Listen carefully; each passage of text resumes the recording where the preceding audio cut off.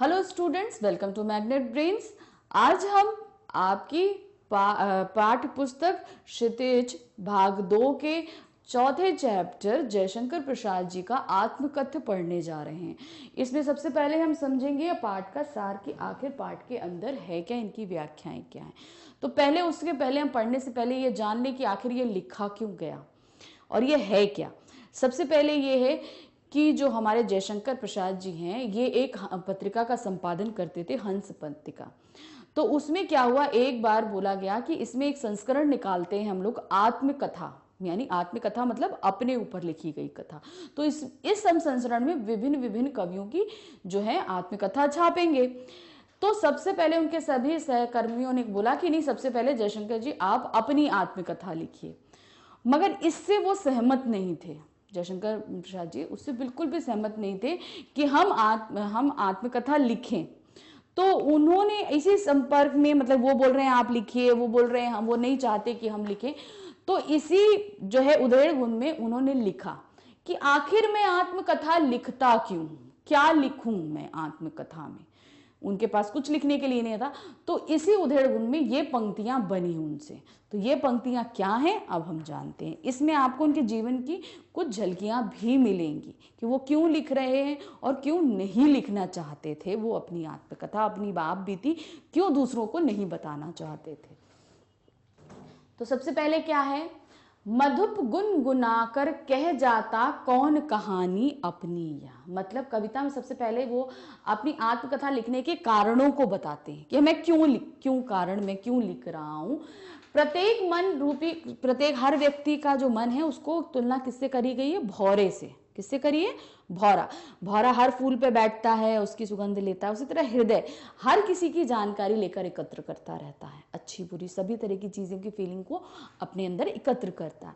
तो यहाँ पर क्या बताया उन्होंने कि वो अब जो है भौरा जो है वो गुनगुनाकर हर जगह अपनी कहानी कहता रहता है। मतलब हृदय हमारा जो है वो हर जगह जाता है, हर किसी के पास सबकी कहानियां सुनता रहता है, हमारा भौरा रूपी हृदय। मुरझाकर गिर जाती पत्तियां देखो कितनी आज घनी। यानी कि अब मैं लिखूं क्यों, क्योंकि मेरा तो जीवन समाप्त होने वाला है। लेकिन इन्होंने ये नहीं लिखा है मेरा जीवन समाप्त, इन्होंने हर एक पंक्ति का दूसरा मतलब निकाला है। अगर हम जो पढ़ेंगे उससे इन्होंने अपना जीवन रिलेट किया है। कैसे, पहले उन्होंने बोला मधुप गुनगुनाकर कह जाता कोई कहानी अपनी। अगर हम इसकी व्याख्या करें सिर्फ जो सामने लिखी है तो क्या है, भौरा जो है हर जगह गुनगुनाकर हर फूल पे उसको अपनी कहानी सुना जाता है। लेकिन इसका ये मतलब नहीं है। इसका मतलब ये क्या है, मेरा हृदय जो है वो हर जगह जाता है और सबकी कहानी सुनता रहता है, सिर्फ इतना मतलब है। मुरझाकर गिर जाती सारी पत्तियां कितनी आज घनी। मतलब क्या है, ये देखो ये सारी कितनी सारी घनी पत्तियां गिर गई हैं, अर्थात इनका जीवन समाप्त हो गया है। तो अब इसके पीछे का हम मतलब निकालेंगे तो क्या बोलते हैं, मेरा जीवन तो समाप्त हो गया है, अब मैं आत्मकथा किस पर्पस में लिखूं। ठीक है, मेरा जीवन समाप्त हो गया है, अब मैं अपनी आत्मकथा किस पर्पस से लिखूं, मेरे पास इसका कोई कारण नहीं है। फिर इस गंभीर अनंत नीलिमा में असंख्य जीवन इतिहास। मतलब ये जो पूरा संसार है इसमें क्या है, इतने सारे असंख्य जो जीवन लीलाएं हैं उनकी समाप्त हो चुकी हैं। और हमारे अंतहीन जो नीला आकाश है, आकाश का तो कोई अंत नहीं है, आप जहां तक देखेंगे हर तरफ फैला हुआ है। तो हर पल उसमें कोई ना कोई जीवन एक इतिहास बनाता जा रहा है। तो उसमें मेरे जीवन के इतिहास को पढ़ने की क्या जरूरत है, आप औरों के जीवन का इतिहास पढ़िए। इस पूरे नीले आकाश में बहुत से लोगों के जीवन के इतिहास हैं, मैं अपनी आत्मकथा क्यों लिखूं। ठीक है, यहां वो लिखना नहीं चाह रहे हैं और उनसे जबरदस्ती लिखाया जा रहा है। तो वो ये सारे कारण बता रहे हैं कि बहुत से लोग हैं जिनकी आप मन की हृदय बात की जान सकते हैं, मेरे मन की क्यों जानना चाहते हैं। जिस तरह पत्तियों का जीवन समाप्त हो रहा है, मेरा भी जीवन समाप्त होने वाला है, मैं क्यों लिखूं। फिर उसके बाद में इस गंभीर अनंत, यानी कि इस पूरे आकाश में के नीचे बहुत से लोग हैं जिनका इतिहास रचा हुआ है, तो मैं अपनी फालतू की आत्मकथा क्यों लिखूं। ठीक है, फिर उसके बाद में हमारा नेक्स्ट आता है, यह लोग करते ही रहते अपने व्यंग मलिन उपवास। इस संसार में कवि कहते हैं कि बहुत सारे लोग हैं जो आपस में हंसी मजाक करते रहते हैं, एक दूसरे का मजाक बनाते रहते हैं। अगर मैं अपनी आत्मकथा लिख दूंगा तो उसका भी मजाक बनेगा। ठीक है ना। लोग एक दूसरे का हंसी मजाक करते रहते हैं, संसार में हंसी उड़ाते रहते हैं, व्यंग करते रहते हैं। तो अगर मैं अपनी आत्मकथा लिख दूंगा तो उस पर भी लोग व्यंग करेंगे। फिर तभी कहते हो कह डालूं दुर्बलता अपनी बीती। इतना बता दिया मैंने कि मेरे आत्मकथा में लिखने को नहीं है और तब भी आप कह रहे हो मैं लिखूं, तो मैं क्यों इस आत्मकथा में अपनी जीवन की दुर्बलता लिखूं? क्योंकि मैंने अपने भी जीवन में इतना कुछ अचीव नहीं किया, इतना पाया नहीं, और मैं आत्मकथा लिख के अपने जीवन की सारी जो दुख तकलीफ लोगों के सामने क्यों बताऊं? मैं नहीं बताना चाहता। तुम सुनकर सुख पाओगे, देखोगे यह गागर रीति। तुम जब सुनोगे तो तुमको बड़ा मजा आएगा, ठीक है। तुमको जब तुम इसको पढ़ोगे तो तुमको बड़ा मजा आएगा, लेकिन जब तुम उसको समझोगे ये तो देखोगे कि कवि के मन में, उसके जीवन में कोई भी खुशी और कोई भी सुख नहीं है। यानी गागर रीति मतलब उसके जीवन रूपी जो घड़ा है वो एकदम खाली है, उसके अंदर कुछ भी नहीं है। नेक्स्ट, किंतु कहीं ऐसा ना हो कि तुम ही खाली करने वाले, अपने को समझो मेरे रसले अपनी भरने वाले। अब यहां पर क्या बता रहे हैं कवि कि उनके जीवन में कभी एक प्रेयसी आई थी, मतलब उनकी प्रेमिका आई थी। तो उस समय उन्होंने क्या बड़ा अच्छा महसूस किया था, उनका जीवन एक स्वप्न के समान सुंदर लग रहा था उनको। तो क्या दिया, किंतु कहीं ऐसा ना हो कि तुम ही खाली करने वाले। अब इन्होंने यहाँ बोला, सिंपल लाइन हम देखें तो ऐसा ना हो कि तुम ही मेरे जीवन को लूट ले जाओ। तो वो कह रहे मेरे जीवन में कभी एक प्रेयसी आई थी जिसने मेरे जीवन को सुखों से भर दिया था, लेकिन वो अपने साथ ही, वो उनको छोड़ के चली गई तो वो अपने साथ ही सारे सुखों को लेकर चली गई।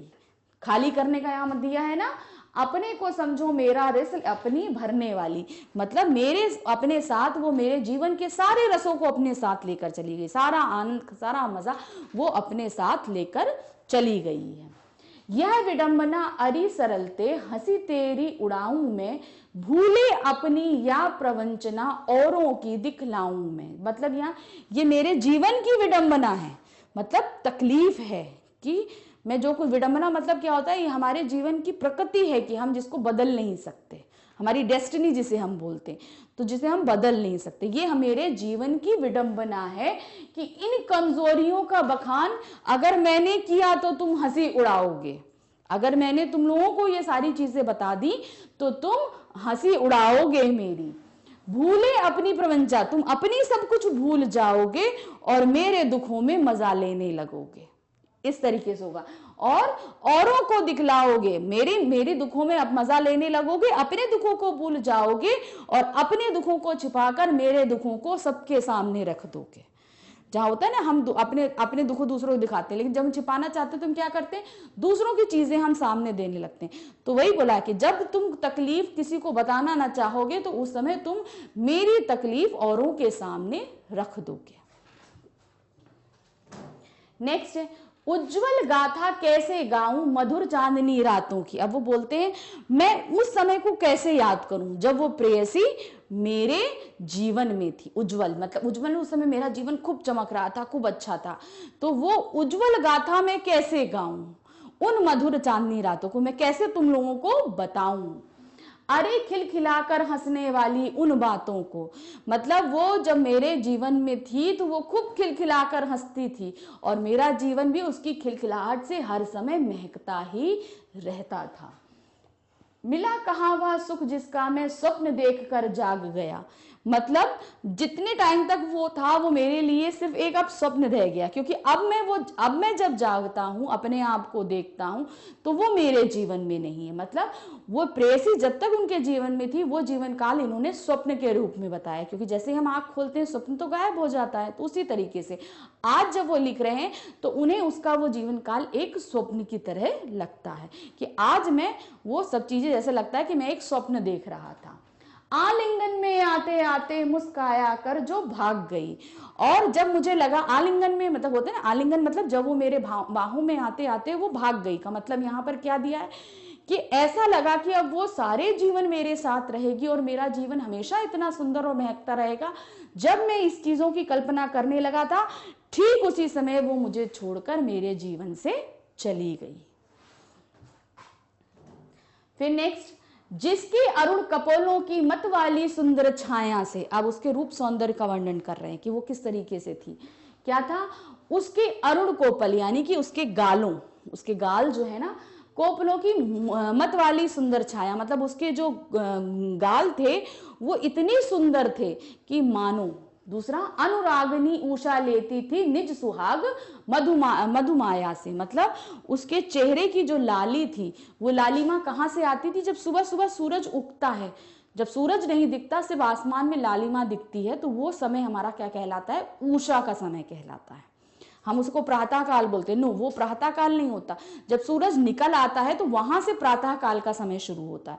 मगर जब हमें सूरज ना दिखाई दे और आसमान में एक तरफ कालिमा दिखाई दे और दूसरी तरफ लालिमा दिखाई दे, तो वो समय होता है उषा का समय। तो यहाँ पे उसी समय का वर्णन किया गया, अनुरागनी उषा। अनुरागनी मतलब जब रात जा रही है, रात जा रही है और सुबह आ रही है, तो उस समय जो लालिमा आसमान पे फैली रहती है, उस लालिमा ही मेरी जो प्रेयसी थी उसके गालों पर उसकी लालिमा रहती थी।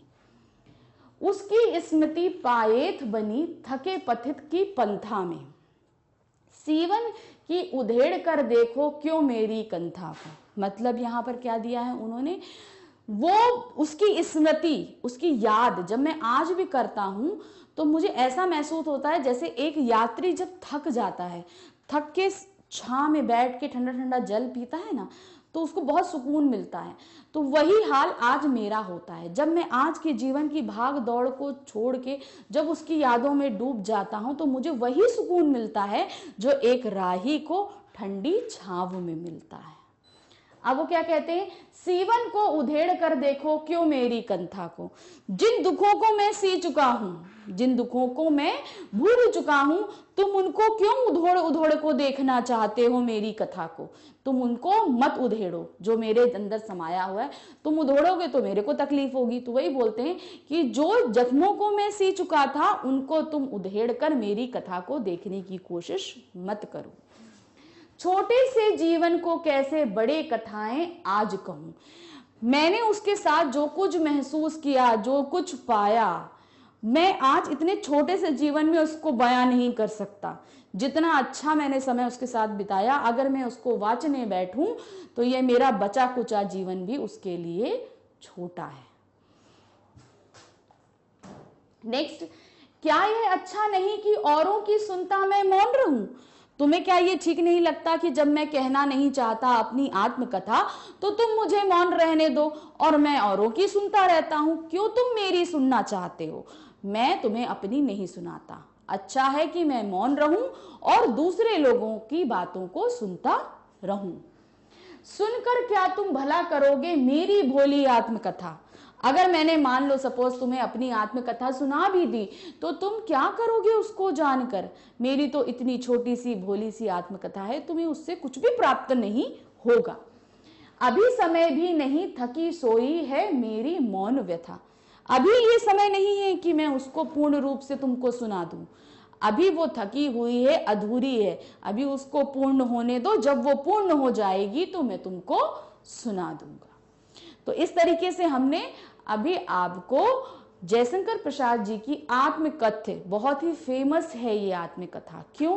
क्योंकि वो सब लोग होते हैं ना, अपनी आत्मकथा लिखते हैं, अपने बारे में बताते हैं, लेकिन यहाँ ये एक अकेले कवि हैं जिन्होंने अपनी आत्मकथा नहीं लिखनी चाहिए और उस पर उन्होंने कविता लिख दी।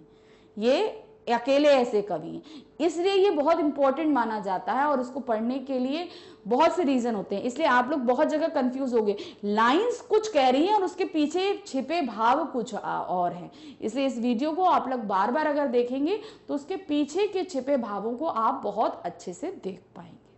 आई होप आप लोग को बहुत अच्छे से समझ में आएगा। हम अपने नेक्स्ट वीडियो में इसके क्वेश्चन आंसर सॉल्व करेंगे। Thank you, bye bye. Hello students, welcome back. आज के वीडियो में हम अपने पार्ट 4 के यानी जयशंकर प्रसाद जी की जो आत्मकथ्य कविता है उसके प्रश्नोत्तर को सॉल्व करेंगे कि उसके आप कैसे लिखेंगे। तो हमारा पहला प्रश्न है, कवि आत्मकथा लिखने से क्यों बचना चाहता है? तो इन्हें आप पॉइंट्स में दे सकते हैं, पैरा में दे सकते हैं, जैसे भी। इसके कई कारण उन्होंने अपनी आत्मकथा में बताए भी हैं कि वो क्यों नहीं लिखना चाहते। तो चलिए हम देखते हैं। पहला, आत्मकथा लिखने के लिए वे अपने मन की दुर्बलता और कमियों का उल्लेख करने लगते हैं कि मेरे अंदर इतनी हिम्मत नहीं है कि मैं ये सारी चीजें बता पाऊं। फिर अपनी सरलता के कारण कवि ने कई बार धोखा खाया था। वो बहुत सरल थे तो कई बार उनको धोखा मिला था, और जब वो अपने व्यक्ति जीवन को उजागर करते तो वो सारे धोखे भी उन्हें उजागर करने पड़ते, इसलिए वो लोगों को नहीं बताना चाहते थे। जीवन में बहुत सारी पीड़ादायक घटनाएं घटी थी उनकी, और उनके घावों को वो नहीं दिखाना चाहते थे। कवि अपने व्यक्तित्व अनुभवों से दुनिया के समक्ष व्यक्त नहीं करना चाहते। व्यक्तिगत अनुभव उनके ज़्यादा अच्छे नहीं रहे, उनके जीवन में जो कुछ घटित हुआ वो लोगों को नहीं समझाना चाहते थे कि हमारे जो मैंने अनुभव किया वो दूसरे भी अनुभव करें हमारी मेरी आत्मकथा के जरिए, इसलिए वो उसको नहीं लिखना चाहते थे। क्वेश्चन नंबर 2 है हमारा, आत्मकथा सुनाने के संदर्भ में अभी समय भी नहीं, कवि ऐसा क्यों कहता है? क्यों कहता है, ये चीज आपको एक्सप्लेन करनी है कि अभी समय नहीं है हमारी आत्मकथा सुनाने का। तो ये क्यों कहते हैं? पहला देखिए हमारा, कवि का जीवन दुख और अभावों से भरा हुआ है। मुश्किल से कभी अपनी पुरानी वेदना से मुक्ति मिली है, तो दोबारा अगर वो बताना लगेंगे तो फिर वो वेदना उनके अंदर फिर से जीवित हो जाएगी। तो इसलिए उसको वो नहीं बताना चाहते, इसलिए वो अभी समय नहीं आया कि वो उस वेदना को झेले। फिर कवि को ऐसा लगता है कि अभी ऐसी कोई बड़ी उपलब्धि उन्होंने नहीं करी है, यानी कि अभी जीवन में सिर्फ उनके व्यक्तिगत तौर पे बहुत सी चीजें घटी हैं, लेकिन उन्होंने अभी कोई ऐसी उपलब्धि नहीं करी कि वो अभी उस चीज को आत्मकथा में लिख दें। वो चाहते हैं कि अभी आप रुकिए, जब हम और उपलब्धियां कर लेंगे तब हम आगे आत्मकथा लिखेंगे।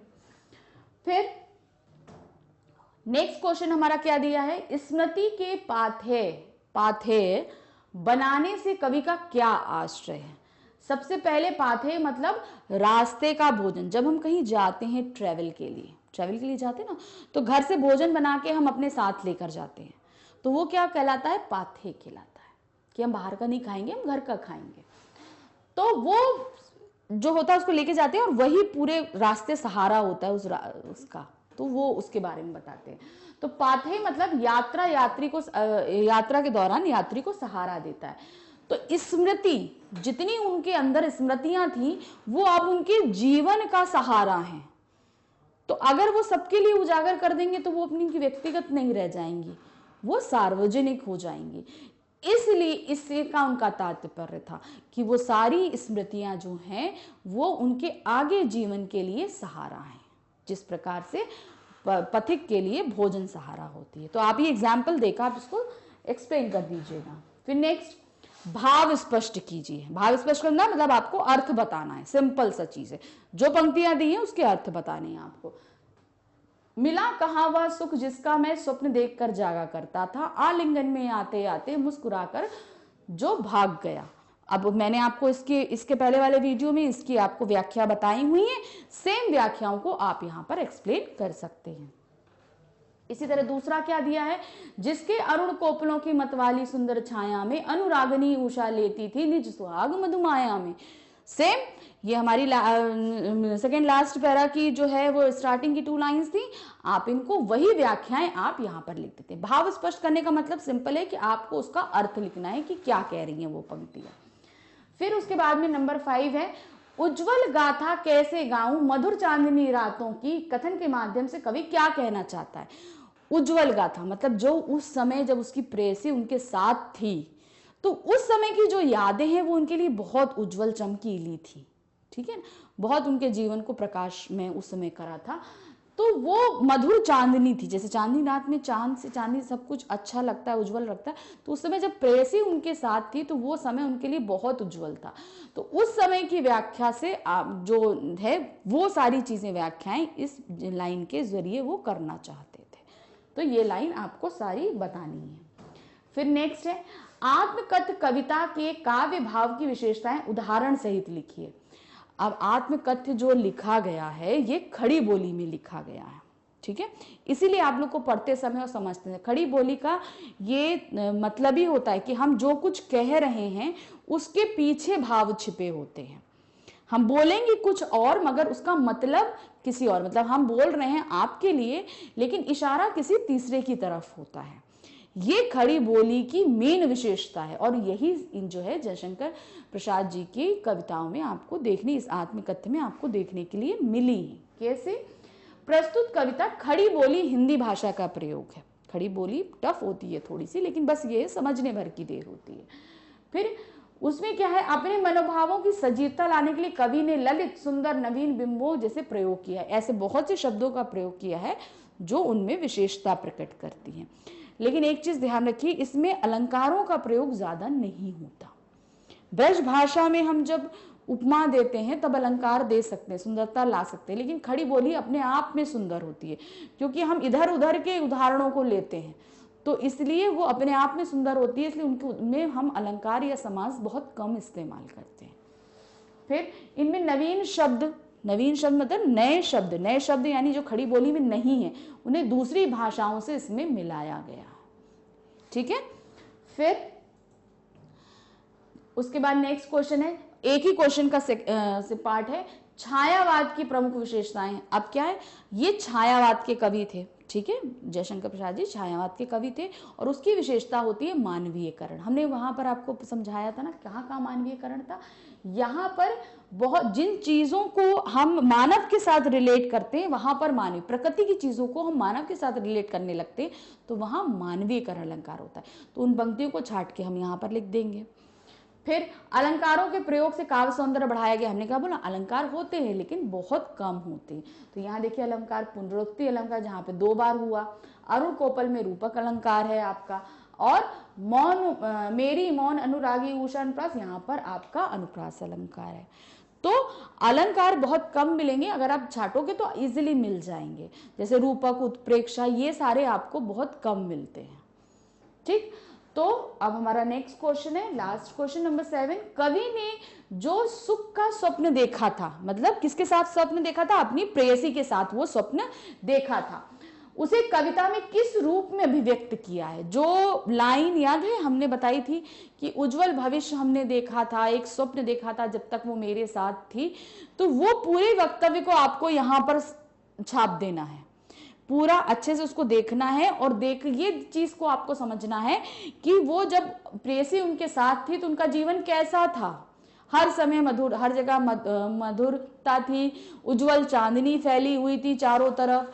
तो वो सारी चीजों के एग्जाम्पल आप इस क्वेश्चन में लिख सकते हैं। तो इस तरीके से आपका ये पाठ समाप्त होता है और आपको ये बहुत अच्छे से समझ में आया होगा।